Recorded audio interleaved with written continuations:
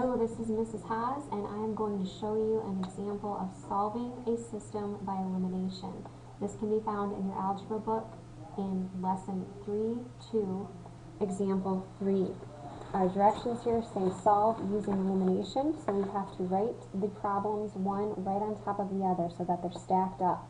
We see that the x's are lined up, the y's are lined up, the equal sign is lined up, and the numbers at the end are lined up. Now I'm looking for a variable that will cancel out. In order to cancel out, one has to be positive, the other has to be negative, and it must be the same value. My x's are both 1s. I'm going to write a 1 out here to help me remember. My y's are both 1s as well, except there is a negative in front of one of the y's, which means I can have my y's cancel out right now if I were to combine these two equations. So I'm going to put a plus sign out in front showing that I'm adding the equations together, and I'm going to add the columns. 1x plus 1x is 2x. 1y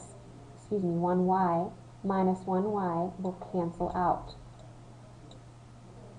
Equals positive 12 and a positive 2 is a positive 14. So now I have 2x equals 14. So I divide both sides by 2,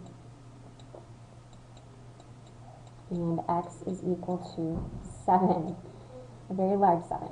Now that I know that x is 7, I can go back to either one of the original two equations to solve for my y value. I'm going to use the first one since all of the values I see are positive.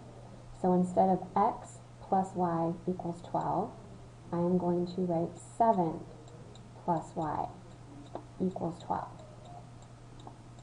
So I've plugged in my value for x in place of x. You see the 7 instead of the letter x.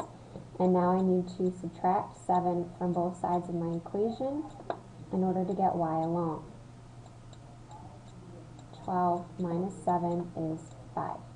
So I know that my y value is 5, which means when I write this as a point, x is 7, y is 5. This is one solution.